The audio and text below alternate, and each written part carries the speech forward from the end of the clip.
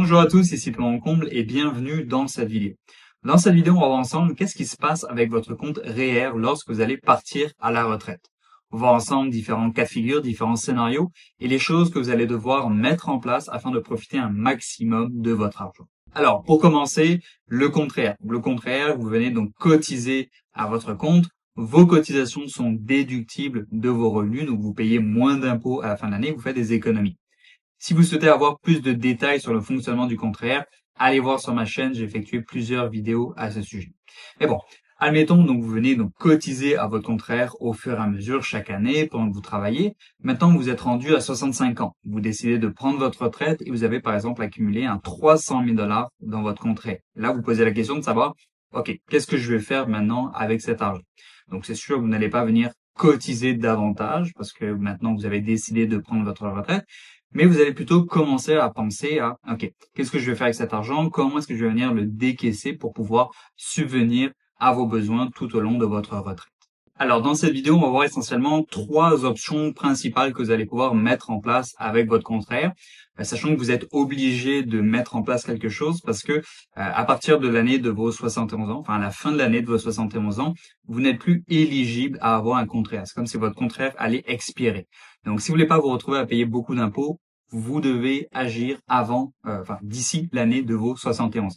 Donc, première option que vous allez pouvoir mettre en place, c'est tout simplement de venir liquider votre compte REER. Admettons, donc vous prenez votre retraite, vous avez accumulé un 300 000 $ dans votre compte REER, vous allez pouvoir décider tout simplement de dire, ok, je vais tout simplement venir liquider mon compte REER, venir retirer 300 000 $ de mon compte REER vers mon compte bancaire.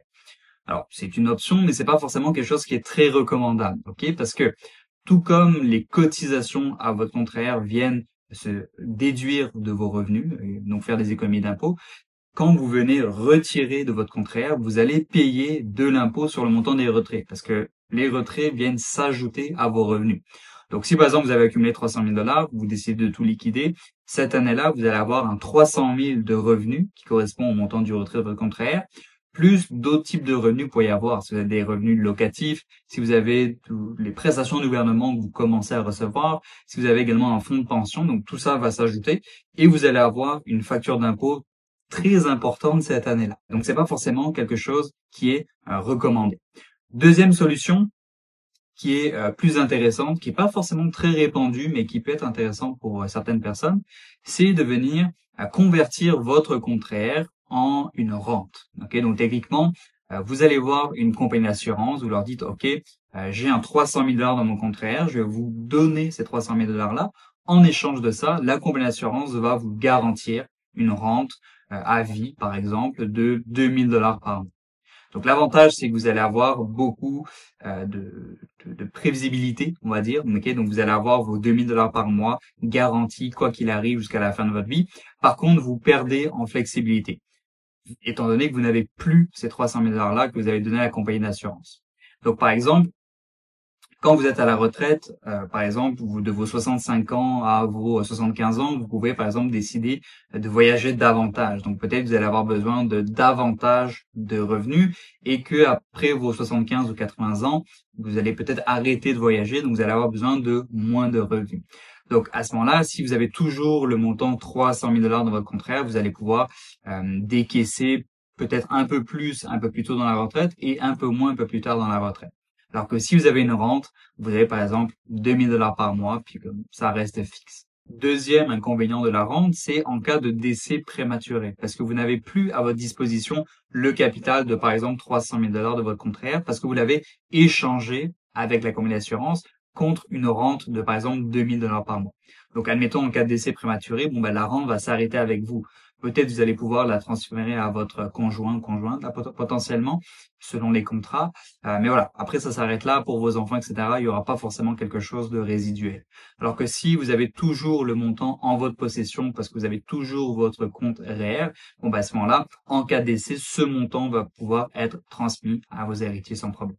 Donc la rente peut être intéressante dans certains cas de figure pour certaines personnes, mais c'est pas forcément l'option la plus répandue. Donc ce qui nous amène maintenant à la troisième option qui, elle, est la plus populaire, c'est tout simplement de venir convertir votre compte REER en un compte FER. Un compte FER, c'est un fonds enregistré de revenus de retraite. Donc essentiellement, c'est comme un compte REER, sauf que vous ne pouvez pas ajouter de l'argent dedans. Et chaque année, vous êtes obligé de venir décaisser un certain minimum. Vous pouvez décaisser ce que vous voulez, n'importe quel montant, des montants plus importants, mais vous avez un certain minimum à respecter en fonction de votre âge. Selon une table que vous voyez ici, donc vous voyez qu'en fonction de votre âge, vous devez décaisser un certain minimum.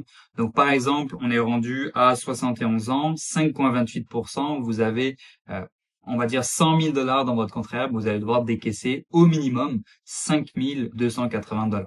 Également, ce qui peut être intéressant par rapport au pourcentage de retrait minimum en fonction de votre âge, là, pour le compte FAIR, c'est de prendre en considération l'âge de votre conjoint. Si votre conjoint est plus jeune, ça peut vous permettre justement de venir décaisser des montants moins importants que si vous preniez votre âge directement si vous êtes plus âgé. Ces pourcentages sont calculés sur la valeur du compte au 1er janvier, donc au début de l'année.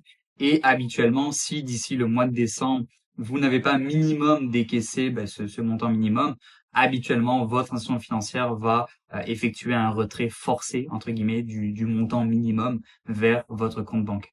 Donc, la transformation du compte REER en compte FAIR est vraiment de loin l'option la plus populaire parce que vous allez pouvoir donc transférer de l'un à l'autre sans aucun impact fiscal. C'est comme si votre compte REER se transformait automatiquement en compte FAIR.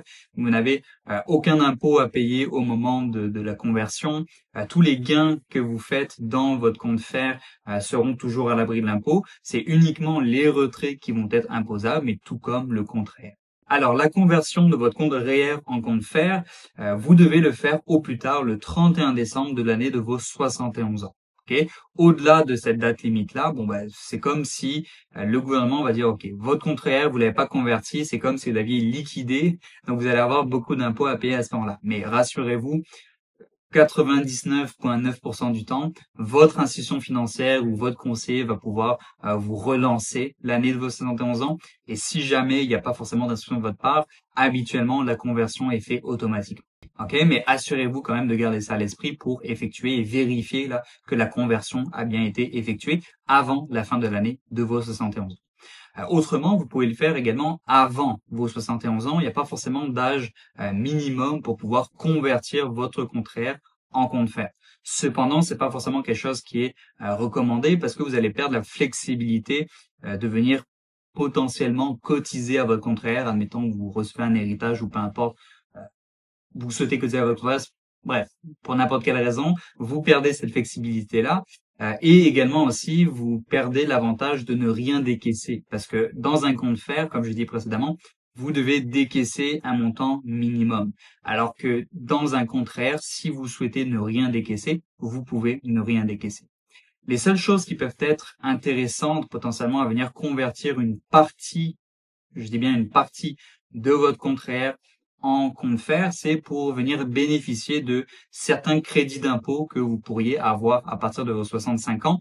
Le fait de venir décaisser depuis un compte FAIR compte comme un fonds de revenus de pension, alors que si vous décaissez depuis un compte REER, ça ne rentre pas dans la même catégorie. Par exemple, si vous avez l'intention par rapport à vos projections financières de venir décaisser certains montants de votre compte REER à partir de vos 65 ans jusqu'à vos 71 ans, qui est l'âge limite pour faire la conversion dans tous les cas, mais pendant cette période de temps-là, pendant ces 6 à 7 ans, vous pouvez, si vous le souhaitez, convertir une partie, pas l'intégralité, mais une partie de votre compte REER en compte FAIR pour venir décaisser une partie de ces montants depuis votre compte FAIR et non pas directement depuis votre compte REER pour pouvoir bénéficier justement de certains crédits d'impôt. Ça peut être plus intéressant fiscalement. Mais encore une fois, je vous invite vraiment à consulter un professionnel pour faire un point sur votre situation, voir par rapport à votre situation financière, vos placements, comment est-ce que c'est réparti, puis les revenus que vous allez anticiper pendant la retraite, voir ce qui serait le plus intéressant à faire pour vous. Donc voilà, j'espère que vous avez aimé cette vidéo. Comme toujours, si vous avez besoin d'aide avec vos placements financiers, vous retrouverez des ressources dans la description. Autrement, si vous avez des questions, n'hésitez pas à me les marquer dans les commentaires. Likez la vidéo, abonnez-vous et on se retrouve dans la prochaine vidéo.